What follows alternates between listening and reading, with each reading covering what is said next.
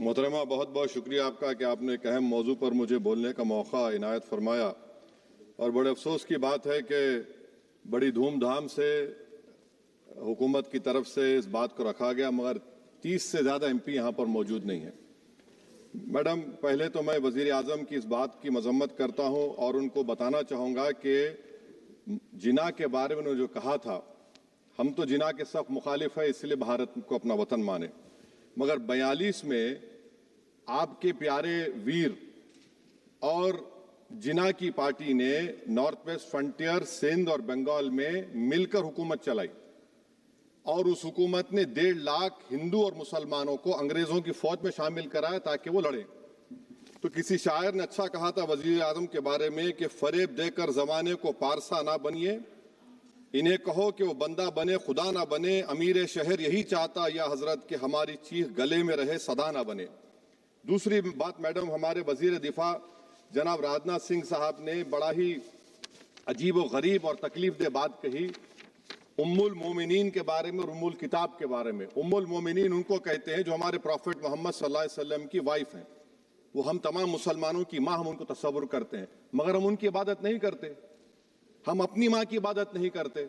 उम्मुल किताब कुरान है, हम कुरान की इबादत नहीं करते, कुरान अल्लाह का बिजावा कलाम है। तो उसके बारे में भी शायर ने अच्छा कहा कि खबर नहीं जिन्हें अपने दीन व मजहब की, हमें वो दीन का मतलब सिखाने निकले हैं। अहम बात यह है कि मैडम, हमारे मुल्क का आइन का इस लफ्ज से आगाज होता है वी द पीपल। इसका आगाज भारत माता के नाम से नहीं होता है। हमारे संविधान का जो प्रियम्बल है वो क्या कहता है? Liberty of thought, expression, belief, faith and worship.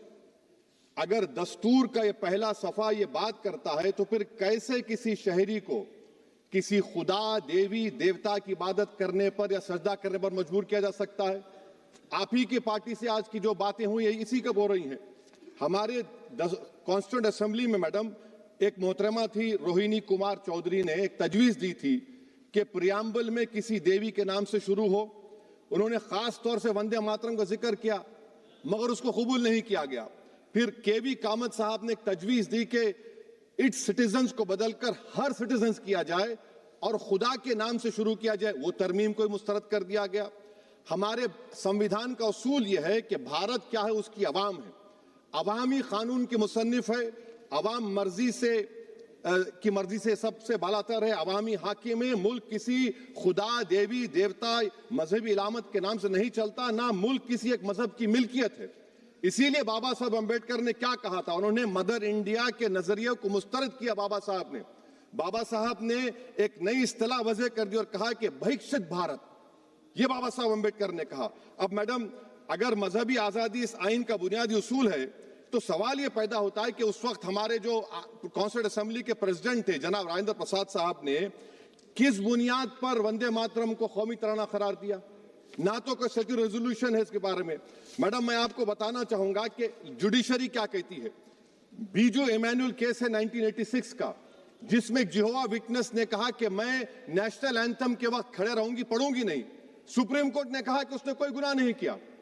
वहीं एक 2017 का केस है अश्विनी उपाध्याय का केस सुप्रीम कोर्ट का, उन्हें कहा गाइडलाइंस दिए जाएं वंदे मातरम पर, सुप्रीम कोर्ट ने नहीं कह दिया। फिर आप आ जाइए madam, prevention of insult act national 1971, इसमें नेशनल सॉन्ग नहीं है, सिर्फ नेशनल एम्बलम और आपका नेशनल एंथम है।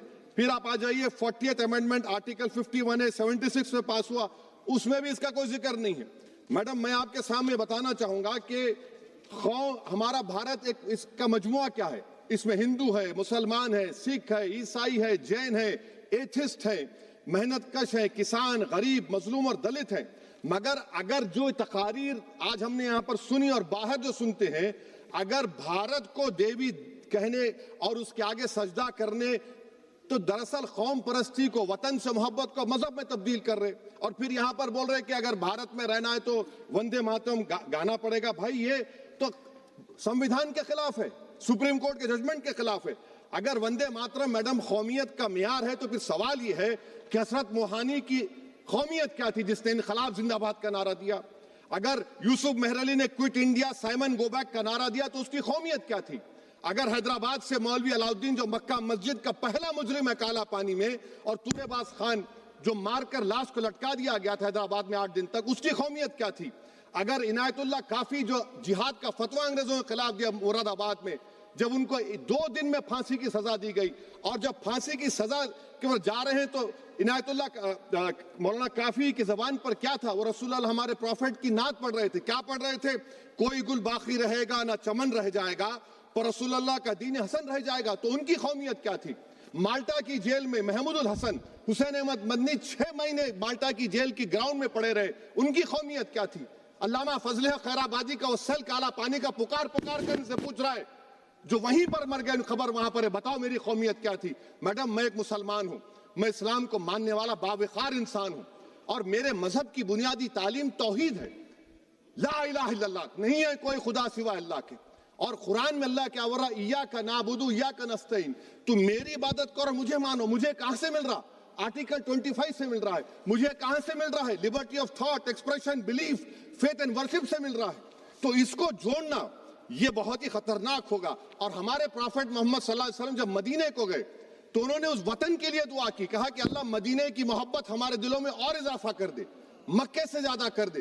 तो ये इस्लाम, मुसलमान होना, हमारे ईमान में मुल्क की मोहब्बत बीच में नहीं आती और मुल्क से मोहब्बत है और रहेगी हमेशा, क्योंकि ये अजीम कुर्बानियां यहां पर शामिल है जिन्होंने जंग आजादी में हिस्सा नहीं लिया। आज अगर वो वतन की मोहब्बत का दर्ज देंगे तो बड़ा गलत होगा। मैडम, मैं आपके सामने एक चीज पढ़ूंगा। 1937 रविंद्रनाथ टैगोर ने लेटर लिखा सुभाष चंद्र बोस को, मैं सिर्फ किसी ने नहीं पढ़ा ये। क्या कहा टैगोर साहब ने? But parliament is a place of union for all religious groups and there the song cannot be appropriate. When Bengali Muslims show sign of stubborn fanatism, we regard it intolerable. When we too copy them and make unreasonable demands, it will be self-defeating. ये मैं इसको ले करूंगा madam, आप देख लीजिए। फिर दूसरी तरफ मैडम आप आ जाइए, मैं यहाँ पर बैठकर, हाँ, जितने तकारीर यहाँ पर हुए सब जनगण मन पर तनकीद किए। तो मैडम मुझे ये कहना पड़ेगा कि जनगण मन पर आप लोग इतनी तकलीफ क्यों उठा रहे हैं? आखिर इतनी तकलीफ क्यों है? तो मैं जब जाकर देखा तो मुझे 28 दिसंबर का ऑर्गेनाइजर मैगजीन का आर्टिकल मिला, जिसमें ऑर्गेनाइजर लिखता है कि what is the moral sanction behind government choice of Janagana Mana, except that it can be made an item of entertainment at the sumptuous parties thrown by government officials. आप बताइए, इसका बोलेंगे आप? और फिर उसके काइंड कैसा करते हैं? It will mean we can not love our motherhood. Madam please, it will mean that Vande Mataram is buried alive with the word Jangan Mana on the tombstone, for the tomb will also be of Jangan Mana of the will of the people. इस पर आप क्या बोलेंगे? Madam, मैं आपको ये बताना चाह रहा हूं कि वतन की मोहब्बत हमारे लिए बहुत अहम है, मगर ये बताइए हमको कि अभी मैडम यहाँ पर आनंद मठ के बारे में बहुत कुछ कहा गया। मैं सिर्फ 2 मिसालें आपको देता हूं। आनंद मठ के पेज नंबर 70 और 80 को पढ़ लीजिए। इसके बाद सनातन जहां मुसलमानों के घर पाते थे, इन्हें आग लगा देते थे। आप पेज नंबर 98 पढ़िए, हमें सिर्फ मुसलमानों को जड़ से खत्म करना है क्योंकि खुदा के दुश्मन बन चुके हैं। फिर आप पेज नंबर 115-16 दीजिए, फिर मुख्तलिफ इलाकों में मुसलमानों को सदा देने के लिए भेजे जाते, जहां भी मुसलमान आबादी नजर आती जला दिया जाता। फिर आप देख लीजिए मैडम, सफे नंबर 120 पेज 120, बंकिम लिखते हैं कि सनातियों को मालूम नहीं था कि अंग्रेज हिंदुस्तान को निजात दिलाने वाले हैं। ये आप क्यों कर रहे हैं? अब आप मैडम, मैं आपको पेपर्स दे कर दूंगा। मैडम, भारत में हमारी आजादी इसलिए आई और बरकरार रही कि हमने मुल्क और मजहब को एक चीज नहीं बनाया। हमने ऐलान किया कि हमारी मुल्क मुख्तलिफ तबकात मज़ाहिब पर मुश्तमिल है, हमारे मुश्तरका तकदीर हमारी कौमियत का सरचश्मा है, यह खास जबान सकाफत या मजहब नहीं है। अगर वंदे मातरम का मतन कौम और मजहब को एक बना देता है, अगर हम इसे टेस्ट बनाते हैं वफादारी का, तो फिर मान लीजिए कि यह गांधी, अंबेडकर, टैगोर, बोस और लाखों आजादी के सिपाहियों की सोच को छोड़कर गोडसे की सोच की हिंदू कौमी परस्ताना, मैडम खत्म कर रहा हूं, कौमी हिंदू कौम परस्ताना को अख्तियार करेंगे। मुझे वतन से बेइंतहा मोहब्बत है मैडम, और इंशाल्लाह हमेशा रहेगी, मगर बावजूद इसके कि मेरी मस्जिद, मेरी इबादत गाह, मेरे कपड़े, मेरे कारोबार पर हमले होते, मगर मैं फिर भी कहता हूं कि वतन मेरा, हर वतन को हम छोड़कर नहीं जाएंगे। मगर हुब्बुल वतनी का क्या मुतालबा है?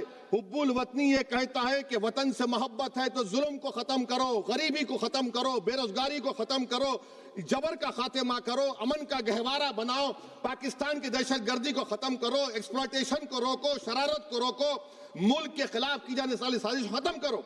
मैडम, भारत एक चमन है जहां पर हर फूल को खिलना चाहिए और अगर कोई इस फूल का अगर पूरे फूल खिलेंगे तो उसकी खुशबू से ये वतन मौतर होगा, मगर अगर इस चमन का माली ये कहेगा कि एक ही फूल खिलेगा, तो मैं जिम्मेदारी के साथ कह रहा हूं, अगर एक ही फूल खिलेगा तो वो सहरा बन जाएगा और माली माली नहीं रहेगा, वो जल्लाद कहलाएगा। तो इसीलिए मैडम हम उम्मीद करते हैं कि हुकूमत इस पर जोर जबर ना करे। मेरा राइट है, यकीनन मैं जानता हूं कि आजादी के लड़ाई में वंदे मातरम का नारा था, मगर अगर आप इसको जबर करेंगे तो ये संविधान के खिलाफ है। वफादारी का सर्टिफिकेट हमसे मत लीजिए, मैडम खत्म कर रहा हूं, वफादारी का सर्टिफिकेट हमसे मत लीजिए।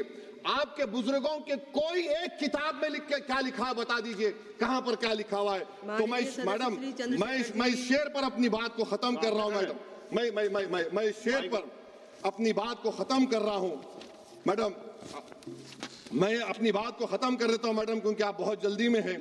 कि भारत जिंदाबाद, हिंदू मुसलमान जिंदाबाद, दलित जिंदाबाद, ईसाई जिंदाबाद, आदिवासी जिंदाबाद, जो किसी खुदा को नहीं मानते वो भी जिंदाबाद, और मैडम सब पिछड़ा सब आ गया इसमें। तो हम उम्मीद करते कि इस रूह को आप समझेंगे, अगर आप सिर्फ अपनी आइडियोलॉजी को लेकर चलेंगे। और आखिर में मैडम, जनाब बंकिम चंद्रा साहब के बारे में मैं आपके सामने डॉक्यूमेंट लेकर रहा हूं कि उन्होंने बीए का एग्जाम पास नहीं किया था, 7 मार्क्स से फेल हो गए थे, ये भी रख रहा हूं। तो आप जिसको लिटरेरी जायंट बता रहे, ये नहीं है। बहुत बहुत शुक्रिया। धन्यवाद सभापति महोदया।